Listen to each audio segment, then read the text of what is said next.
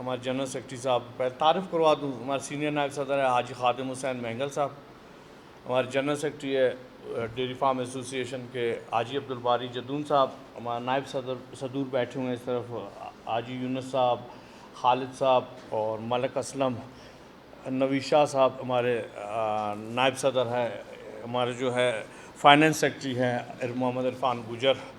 تو حاجی عبدالباری جدون.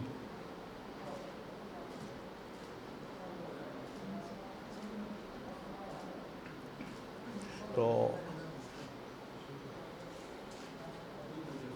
اسٹارٹ کرتے ہیں. ہمارے جنرل سیکرٹری صاحب پڑھتے ہیں, پھر اس کے بعد جو آپ کا کوشچن ہوں گے دیں گے. جی بسم اللہ.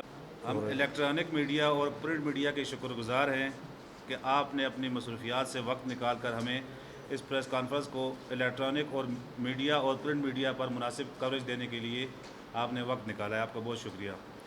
معزز صحافی حضرات, پچھلے تقریباً ایک ماہ سے ڈیری فارم ایسوسی ایشن اور مختلف حکومتی محکموں کے باعزت افسران پر من گھڑت بے بنیاد الزامات لگائے جا رہے ہیں جن کا حقیقت سے کوئی تعلق نہیں. آج ہم آپ کے سامنے کچھ حقائق بیان کرتے ہیں اور کچھ سوالات کے جواب کے تلاش کرتے ہیں.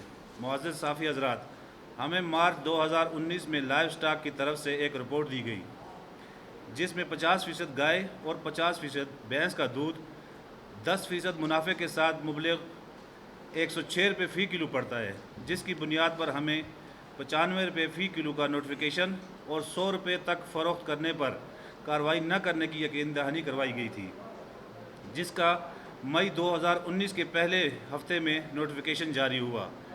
اب اس کے بعد ہم نے بارہا ضلعی انتظامیہ سے درخواست کرتے رہے کہ ہمیں کم از کم لائیو سٹاک کی رپورٹ کے مطابق ریٹ جاری کیا جائے.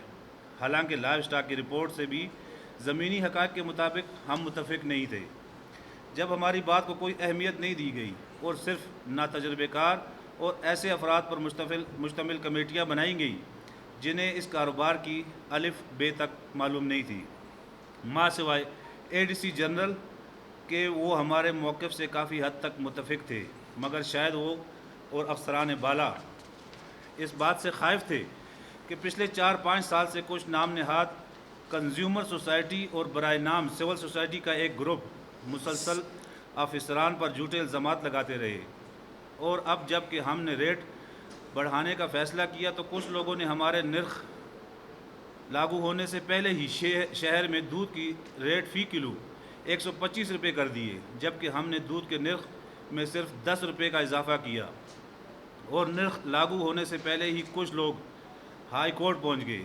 حالانکہ میں نے 125 روپے والے ریٹ کی خود مذمت کی اور تحقیق کر لیتے یا مجھ سے رابطہ کر لیتے تو ان کو حقائق سے آگاہی ہو جاتی یا بلیک میلنگ نہ سمجھی جاتی. معزز صحافی حضرات, اب جب کہ ریٹ فکس کرنے کا اختیار انڈسٹریز ڈپارٹمنٹ کو دیا گیا ہے اور انہوں نے فیصلے حقیقت, دلائل اور ثبوتوں کے مد نظر رکھ کر کیے ہیں, انہوں نے ان کو نہیں بخشا. حالانکہ chief justice Balochistan high court کے نوٹس میں لا کر ریٹ جاری کیے گئے جو کہ اب بھی ناکافی ہیں اور فارمرز کو اس میں کوئی منافع نہیں ہے.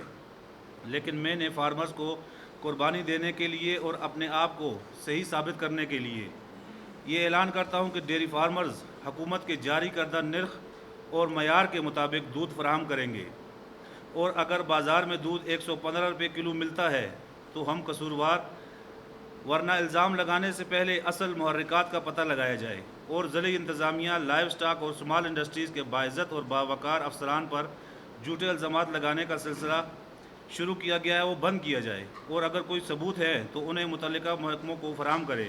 اور اب ضلعی انتظامیہ اور سول سوسائٹیز کے نام نہاد کنزیومر سوسائٹی کے لیے چیلنج ہے کہ بازار میں دودھ 115 روپے فروخت کروائیں, ورنہ ہمیں بھی پابند نہ کیا جائے, کیونکہ دودھ فارمرز کی پیداوار ہے اور مہنگائی کا زیادہ اثر ہم پر پڑتا ہے اور قانون سب کے لیے یکساں ہونا چاہیے.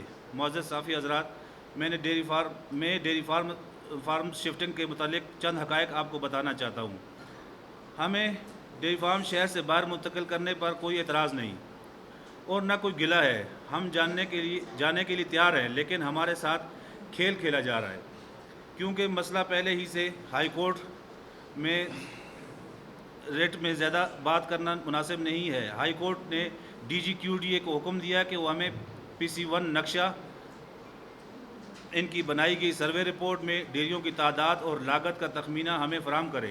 اس کے بعد ہم باقاعدہ ہائی کورٹ کے سامنے اپنی گزارشات پیش کریں گے اور ہمیں کورٹ سے امید ہے کہ ہمارے ساتھ انصاف ہوگا۔ ایک بار پھر آپ تمام صحافی حضرات کا بہت شکریہ۔